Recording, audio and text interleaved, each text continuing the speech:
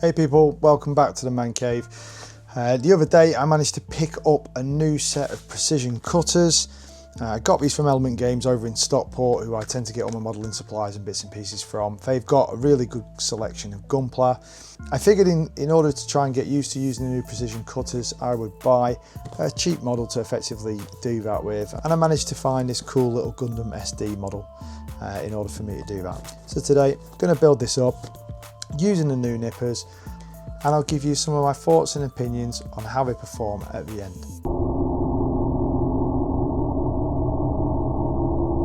So this little full armor Gundam chibi I picked up from Element Games. I picked it up because it looked cool, to be fair, and I just figured it was cheap enough to be able to try out these new precision nippers and just get a good idea of whether they're going to be any good and how they work. So this cost £9.50. It'll be kind of a bit of a review on both this and I suppose the nippers. I didn't go for the God Hands because they're £50. I've heard a couple of reviews and bits and pieces about the ends breaking off them if you do anything, I'm going to say silly with them, but effectively if you drop them or if you nip anything too big. I still plan on using these old school Games Workshop ones, but in all honesty, you won't be able to see that they're heavily used. I've used them for all sorts, and I just don't fancy using them on some of the newer things that I've got where I want to get a better result out of it.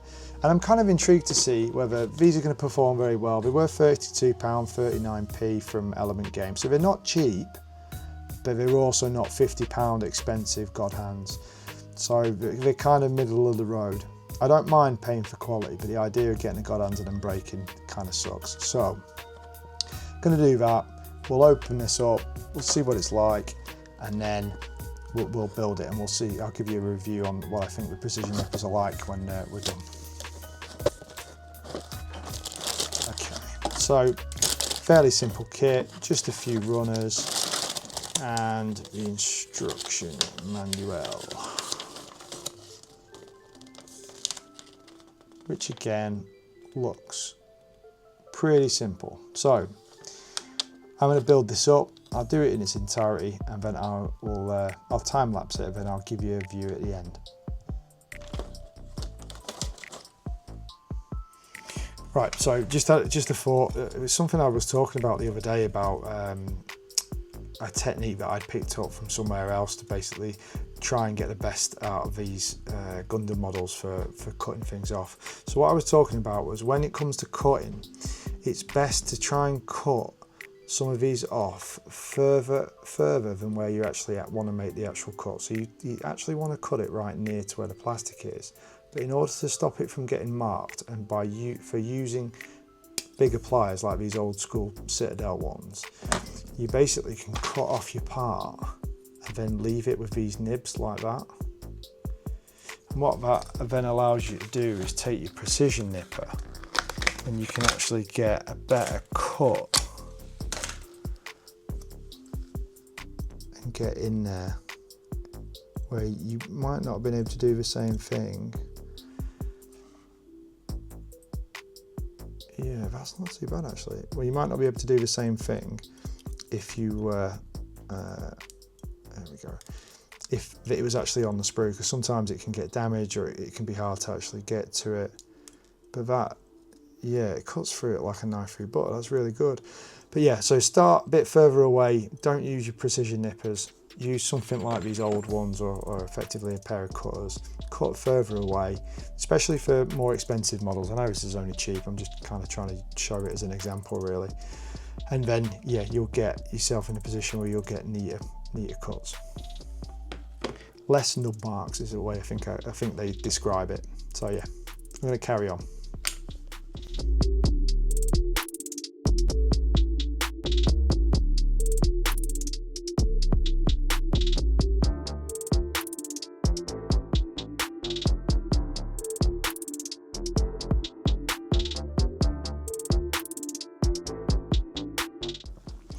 Okay, so the basic model bits are built. We've got the head. I'll stick that on the torso, and then we've got lower body, which we'll stick on. I think both the legs are the same. Yeah. So I'll put them in.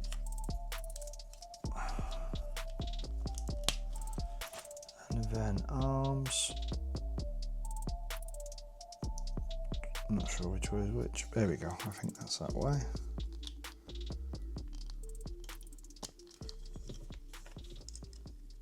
So they go on like that. So I think I've still got to put on some of the shoulder pads and stuff, but that's the basic chibi. Not too bad so far. I would say it ends up with some really bad marks on the green plastic, unfortunately, just kind of the way it is. So far with the Precision Nippers, I think they're all right, and they definitely go through the plastic like a knife through butter, but they don't leave no nub whatsoever. And I'm not really sure how they'll fare against, say, the God Hand type nippers. But if you can, I don't know if you can see, it's very difficult to see on there on the white. Actually on the white it's quite hard to see, but on the green it's definitely left marks.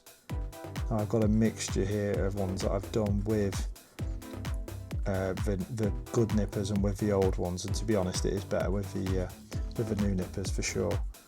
But yeah, not amazing. Let's finish building it up. It's got a whole set of extra armor that goes on top, which I think is just to make it look a lot beefier than it is now.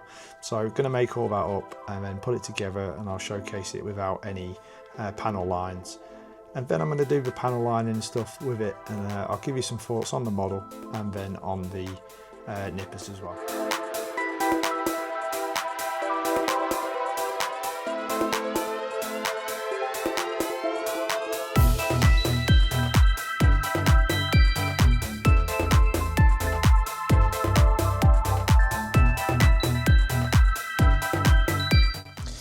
Okay, so what do I think about the model? This little Full Armor Gundam FA781 it's a cool model. It doesn't look like it does on the outside of the packaging. However, I think there's like an optimal way to sort of build it, and I've actually created that in what I've got now, and I'll showcase what it basically looks like with some videos and some photographs of it. But you've basically got a load of options. It gives you a kind of armor outfit where you can have it as a bare bones Gundam, and it looks a bit boring, a bit plain to be honest. Or you can have it as like the full, what I think is effectively like War Machine outfit. Now that outfit itself can go onto a special holder, which looks like it kind of looks like a tank, but effectively it's holding all the armor. I'll build that up, I'll show you what it looks like, but I won't be keeping mine like that, to be honest. I just don't think it's that cool, to be fair. What inspired me to get the model is the full armor effect. That is what effectively I've built it up as, and I'm quite happy with that. A couple of negatives about the kit. Unfortunately, the green, the dark green that the kit's actually made out of, marks horrendously. So even if you're good with your nippers, and even if you're good with your cleanup, it's going to be one of them kits that kind of just looks better painted. Now, I'm all right with what I've got based on the price of about £9 as a good little novelty SD, to be fair. But there are better SD kits out there, and they do actually look a bit better than this one as well. So it's a bit of a novelty one. If it was going to score it out of 10, I reckon I'd probably give it like a 5 out of 10. It's good, and had it been that bit cheaper, I probably would have been absolutely happy with it. But as far as SDs go, and some of the older SDs go, this is quite expensive, and it's average looking as a basic standard build it out of a box model. That said, I think if you want to spend time painting this, painting it up, painting some of the armor, I think it'd be wicked. You're gonna have a lot of cleanup to do. I'll try and capture some of them marks that I'm talking about there. But it is a very cool model, very War Machine-esque, very sort of full ammo, metal slug type, crazy sort of guns and stuff like that. And I appreciate that. I appreciate that look. I think it's really cool. So yeah, getting onto the nippers then. I just don't know whether I should have got the God Hand ones. Now, I've got no experience of the God Hand ones. I would say that the positives for this nipper are they go through the plastic like a knife through butter. I tested cutting some of the sprues off with the old Citadel ones, which, I mean, you can hear them squeaking. It was just harder work, and that harder work meant that the cut wasn't as clean. These do cut really cleanly, but even though I'm trying to get them really close to the model, it's still leaving me with a little bit left that I need to clean up.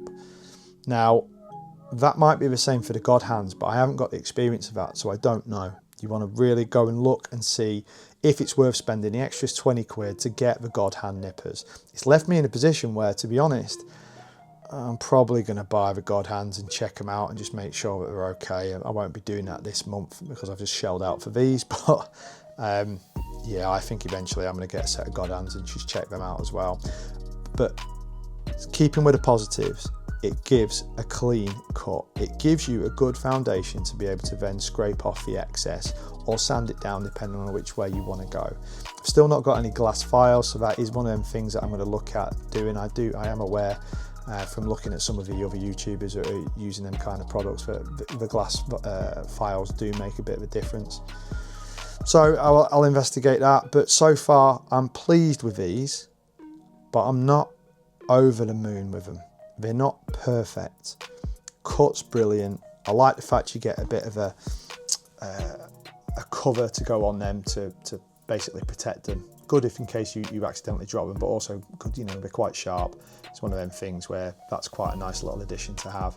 They're comfy in the hand, so I would say dexterity wise they're absolutely brilliant for me. I've got fairly big hands, not huge hands, but these feel really nice and give me a lot of sort of range to sort of play with when I'm cutting off those sprues. It says in the packaging that you shouldn't cut anything over 3mm. Haven't done that for the obvious reason that you don't want to break the end of them.